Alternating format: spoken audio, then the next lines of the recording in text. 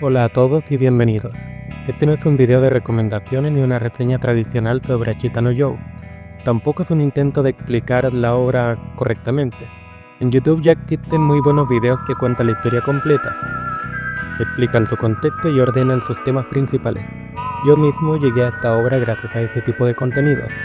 Lo que quiero hacer aquí es algo distinto. Quiero proponer una reflexión personal, pensada para quienes ya vieron a Achita no Joe y sienten que la obra le dejó algo dando vuelta, algo que no se termina de decir en palabras pero sigue resonando. Achita no Joe es mucho más que puños y combates. Para mí fue una obra que marcó un antes y un después, en la manera de entender la juventud. No es una obra cómoda ni amable, y creo que ahí es donde está su fuerza.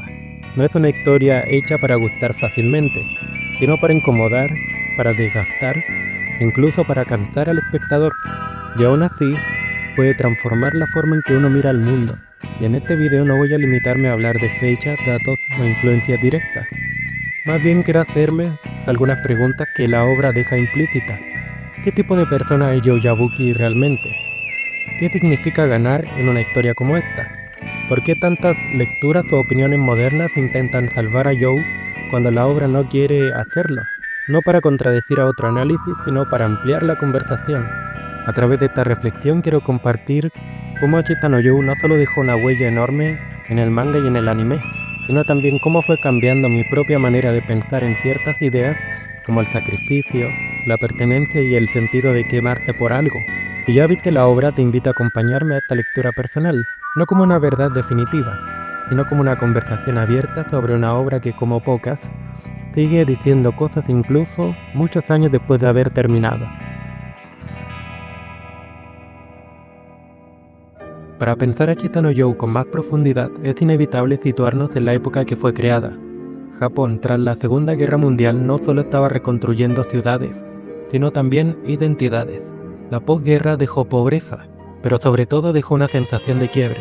Personas que ya no sabían cuál era su lugar, ni cuál era el sentido de esforzarse. Ese clima atraviesa Achita no Joe, de manera silenciosa pero constante. Sobre sus autores, Iki Kagiwara y Tetsuya Chiba, no existe mucha información detallada, o testimonios personales fácilmente accesibles, y creo que eso es importante decirlo desde el inicio. En lugar de certeza biográfica, lo que tenemos en la obra. Y desde la obra lo que sí se puede percibir es el cruce de dos miradas muy distintas que se complementan con una precisión casi perfecta.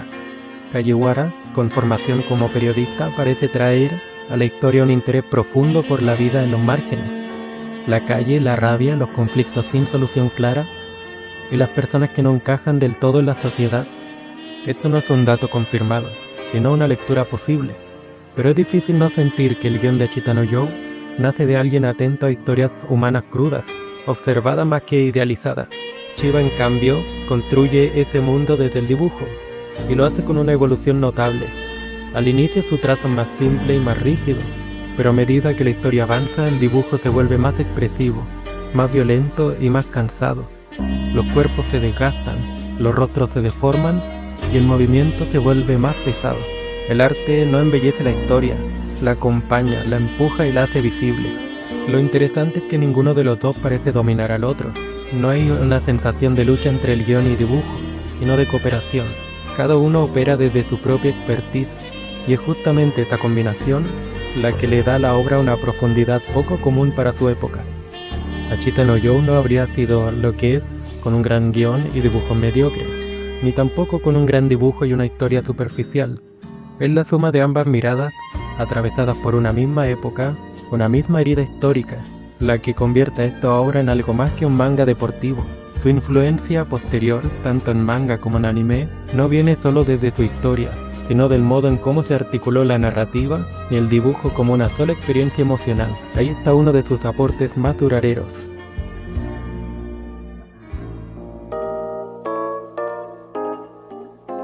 Para mí, Joe Yabuki no entra a la historia caminando, entra como el viento, un viento que no se queda en ningún lugar, pero que mueve todo a su paso.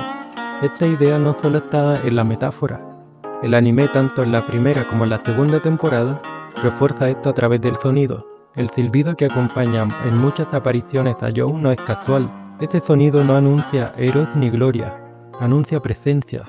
Es el viento pasando, algo que no se ve del todo, pero que no se puede agarrar, pero que se siente. El anime, incluso más que el manga, convierte a Joe en una fuerza que llega y altera el espacio, y sigue su camino. Cuando Joe aparece, el primero en ser afectado es Danpei. Danpei es como un molino viejo. Está torcido y gastado por el tiempo, y por sus propias frustraciones. Ve en Joe una oportunidad, no para ayudarlo, sino para enderezarse a sí mismo usándolo. Al principio no hay amor ahí, hay conveniencia. Joe es talento bruto, violencia pura, y tiene una fuerza capaz de hacer girar ese molino oxidado. Pero lo interesante es que ocurre lo contrario. Joe, sin proponérselo, transforma a Danpei. Danpei comienza queriendo aprovecharse, pero también adoptando un rol casi paternal. Un rol que Joe nunca pidió y que casi nunca acepta. Joe no obedece, no escucha y no se deja cuidar. Y aún así, influye. Danpei cambia porque Joe existe, no porque Joe quiera cambiarlo. Y esto es clave para entender el personaje. Joe influye negativamente a casi todos al inicio. Incluso como espectador, Joe puede caer mal. Es violento, resentido e incómodo. Pero esa negatividad no es gratuita. Tiene una función: remecer. Joe vive convencido de que todos tienen algo que él no. Cree que es dinero, estatus, suerte. Pero no es eso. Lo que Joe no tiene y no entiende son lazos. Joe es una persona profundamente solitaria. Ni siquiera la mujer rica logró influirlo de manera positiva. No porque no lo intente, sino porque lo que ella ofrece no toca el verdadero vacío de Joe. Joe no necesita privilegios, necesita pertenencia, pero eso aún no lo sabe. Y entonces aparece Rikichi. Rikichi es el primer personaje que influye de verdad y positivamente en Joe. No desde el afecto, sino desde el espejo. Rikichi es lo que Joe podría ser, y también lo que nunca podrá ignorar. Por primera vez, Joe no puede simplemente avanzar a golpes. Aquí ocurre el quiebre. Fuera del ring, Joe podía golpear a Rikichi, pero dentro del ring, bajo reglas, aparece algo completamente nuevo para Joe: la impotencia. Y es justamente ese marco de reglas el que hace evidente la diferencia. Sin reglas, Joe puede pegar. Con reglas queda claro que aún no puede superar a Rikichi. Desde Rikichi en adelante, Joe cambia. No porque se vuelva más bueno, sino porque encuentra un límite. Y ese límite impuesto por las reglas lo obliga a mejorar. Aquí ocurre algo muy interesante. Joe deja de ser solo alguien que destruye a su paso, y se convierte en alguien que incluso sin quererlo inspira. La influencia que antes era negativa se vuelve transformadora. Joe sigue siendo viento, pero ahora mueve molinos hacia algo más alto. Sin embargo, Joe nunca se queda, ni con Danpei, ni con Rikichi, ni con Carlos. Carlos y Rikichi son clave porque representan dos influencias diferentes pero fundamentales. Uno es el rival que lo define, y el otro el reflejo que lo humaniza. Ambos lo marcan, ambos lo empujan, y ambos quedan atrás, porque Joe no sabe o no quiere construir lazos duraderos. Joe siempre quiso ser ese viento que gira los molinos de los demás, pero nadie puede atrapar el viento, y Joe en el fondo tampoco quiere ser atrapado. Aquí es donde nace el verdadero protagonista de Achitano Joe, no el boxeador, no el rebelde, sino el hombre que avanza, mejora e inspira, aunque eso lo condene a siempre estar solo.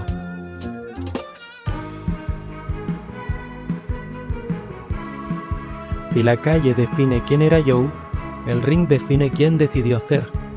Lo primero que me llama la atención de Joe en el ring es algo que puede parecer contradictorio. Joe parece respetar profundamente a sus oponentes, no desde la admiración verbal, ni desde la cordialidad, sino desde el combate mismo. Joe pelea con todo, y cuando digo todo es literalmente todo. Pero ese todo solo funciona cuando hay reglas. Al inicio Joe viene de la calle, un espacio donde no existen normas claras, donde gana el que sobrevive. Y en ese contexto Joe no puede ser realmente un ganador. Siempre hay trampa, ventaja y caos. Incluso cuando vence no es legítimo. El cambio real ocurre cuando Joe acepta el ring como un espacio cerrado, justo, igualado. No porque alguien se lo imponga, sino porque entiende que solo ahí puede medirse de verdad. El ring pone a Joe y a su rival en el mismo nivel. Y recién en ese punto aparece algo que antes no existía: el margen de mejora. Joe evoluciona cuando entiende que seguir las reglas no lo limita, sino que lo libera, porque ahora cuando gana sin excusas. Y aquí aparece algo clave para entender a Joe como personaje. Joe puede destruir a sus rivales, pero nunca los humilla. Cada rival importa porque cada uno tiene una historia, un estilo, una forma diferente de existir dentro del ring. No son obstáculos genéricos, son pruebas. El crecimiento de Joe no se mide solo con victorias, sino en lo que cada rival le exige física y mentalmente. Por eso Chita no Joe se siente tan grande, porque sus oponentes importan. Y ese respeto no es moral ni sentimental, es una consecuencia directa de las reglas. Solo cuando ambos aceptan el mismo marco, la pelea se vuelve real.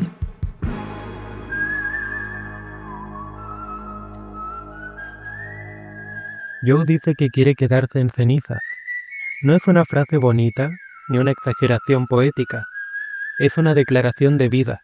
Para mí esa imagen conecta con algo muy profundo de la idiosincrasia japonesa. La idea de quemarse por completo, por aquello que da sentido a la existencia. El sacrificio total no siempre se entiende como tragedia, sino como una forma legítima de realización. Hoy lo llamaríamos burnout, y desde una mirada contemporánea suena negativo, incluso autodestructivo. Pero en Chita no Joe quemarse hasta no quedar nada no es un fracaso, es coherencia, es haber vivido exactamente como se eligió vivir. Por eso la muerte de Joe provoca sentimientos tan contradictorios. No es injusta ni sorpresiva, tampoco es heroica en el sentido clásico. Es una muerte escogida, y más importante aún, es una muerte feliz. Joe no muere derrotado, muere completo. Las cenizas simbolizan eso, haber encontrado algo que valía la pena, y haberlo dado todo, sin reservas ni arrepentimientos. Joe no pelea para sobrevivir, pelea porque ahí encontró su lugar en el mundo. El ring es el único espacio donde su existencia tiene sentido, donde la calle y la disciplina finalmente se unen. Y aquí aparece un contraste clave, con Yoko Chiraki. En apariencia, es lo opuesto a Joe. Él no tiene nada, ella lo tiene todo. Yoko quiere ayudar, pero siempre desde una distancia segura. Su filantropía no es malintencionada, pero está atravesada por la culpa de tener lo que otros no. Por eso su ayuda se siente muchas veces vacía. Lo que Yoko aprende, sobre todo a través de Rikichi, es que no es la protagonista de la vida de los demás. Hay personas que desean algo con más fuerza que cualquier relación, incluso más que el amor. Y eso no se puede comprar ni negociar.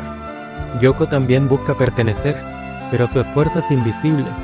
No deja marcas ni cicatrices, y aún así no le da un lugar. Ahí está el núcleo de la obra. Todos quieren pertenecer a algo. Joe pertenece al ring, Rikichi al sacrificio, Danpei a la redención. Yoko no sabe dónde pertenece.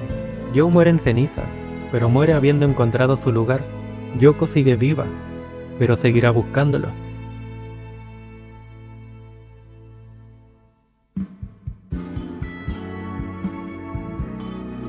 Hay una idea incómoda pero profundamente honesta que atraviesa Chita no Joe. La vida no es dulce. Desde el momento en que nacemos dependemos de otros. Vivir implica carencia, conflicto y dolor. El sufrimiento no es una anomalía del sistema, es el sistema. La diferencia no está en evitarlo, sino en elegir por qué sufrir. Lo ideal no es una vida sin problemas, sino una vida dedicada a resolver los problemas que uno está dispuesto a cargar y volverse bueno en eso. Mientras más problemas de este tipo enfrentas, mejor te desenvuelves en tu propia vida. Ahí está el núcleo del paradigma entre Joe y Yoko. Joe ve su problema con absoluta claridad. El ring no es un accidente en su vida, es el lugar donde el sufrimiento tiene sentido. Resolver este problema, pelear, resistir, quemarse, es lo único que le da identidad. Por eso algunas lecturas modernas, aunque interesantes, se sienten incompletas. Ideas como que Joe pudo haber elegido otra categoría o pudo haber sido más estratégico, pierden fuerza si no se entiende el tipo de problema que Joe está intentando resolver. En la obra, esa alternativa nunca se plantea realmente como una salida válida. Incluso se sugiere que Rikichi podría haber cambiado de categoría para evitar la pelea, pero no lo hacen, porque ese nunca fue el punto. Ellos eligen ese problema, y eso es el boxeo en Chita no Joe. No es solo la pelea, es el antes, la preparación, el desgaste. Y del después no se habla. El boxeador no tiene mañana. El boxeador es siempre el combate que viene, y el ayer que lo preparó. No existe la imagen del boxeador en la cama de un hospital como horizonte de vida. Eso lo saben Joe, Rikishi y Carlos. Lo saben demasiado bien. Por eso el golpe más duro que recibe Joe no viene del campeón del mundo, sino de Carlos. Un boxeador ya roto, un superviviente, alguien que siguió vivo, pero perdió el alma de luchador. Ese golpe no es físico, es existencial. Es la visión de lo que queda cuando ya no puedes resolver el problema que elegiste. Y hay algo más que me parece fundamental, y que muchas veces no se dice de forma explícita. Joe no elige a ciegas. A lo largo de la obra, Joe ve con claridad las dos posibilidades de lo que significa seguir vivo dentro del boxeo. Vio a Rikishi, alguien que se sacrificó antes y después del combate, alguien que se quemó por completo y dejó su vida en el ring. Ve a Carlos, un boxeador que sobrevivió pero quedó roto, un cuerpo vivo con una vida por delante, pero sin alma de luchador. Y también ve una tercera opción, más silenciosa pero igual de brutal. El boxeador retirado que tiene una tienda de fideos, el que nadie recuerda, cuya gloria no dejó huella en nadie. La obra le muestra a Joe todos los caminos posibles, mientras aún está en su juventud, y es el punto más alto de su fuerza, en la fiebre del boxeo. Y frente a eso Joe no duda, no porque no entienda las consecuencias, sino porque las entiende demasiado bien. Joe no ignora cómo puede terminar su vida, la ve y aún así elige. Por eso su final no es una sorpresa, es la consecuencia lógica de una decisión tomada mucho antes, aunque nunca se verbalice. La metáfora de las cenizas blancas puede pillarnos desprevenidos como espectadores, igual que le ocurre a Noriko. Nadie piensa en la tragedia cuando se trata de un ser querido. Desde afuera la muerte de Joe parece repentina, pero dentro de la obra, Joe había elegido cómo quería morir, y ahí está la trascendencia de Joe. Joe trasciende porque no se guarda nada, porque deja el alma en el ring, como Rikishi, pero su final no es una tragedia vacía, es coherente, es completo, es perfecto dentro de la lógica brutal de la obra. No es casual que la muerte de Rikishi haya provocado tanto impacto en su época. Las cartas de los fanáticos fueron tantas que incluso cambiaron la relación entre autores y lectores. Esa muerte marcó un antes y un después en el manga. Entonces que Joe muriera de una forma similar, incluso llevándolo más lejos, no fue un exceso. Fue una certeza, un final que estaba anunciado desde el principio. Y aquí aparece el contraste final con el campeón del mundo, Ricardo Martínez. Ricardo tiene raíces, tiene familia, tiene una vida construida. Joe no. Joe no construye. Joe encuentra personas, lugares y peleas. Todo aparece en su camino sin pertenecerle realmente. Incluso su nombre no es japonés. Joe es en muchos sentidos un extranjero dentro de su propio mundo. ¿Son valores occidentales frente a valores japoneses? Quizás. Pero también puede ser algo más profundo, una condición humana. Hay personas que nacen con suelo más firme bajo los pies, y hay otras que solo encuentran sentido mientras avanzan, mientras pelean, mientras arden.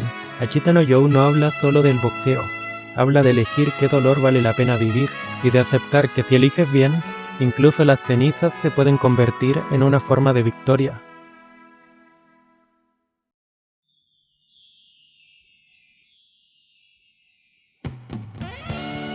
Achita no Joe es una obra del siglo pasado, y aún así duele, incomoda y remueve, como si hubiera sido escrita ayer.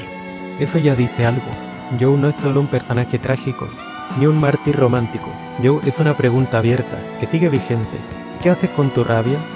¿Qué haces con tu soledad? ¿Qué haces con el dolor que no elegiste, pero que igual tienes que cargar? Ese es su legado.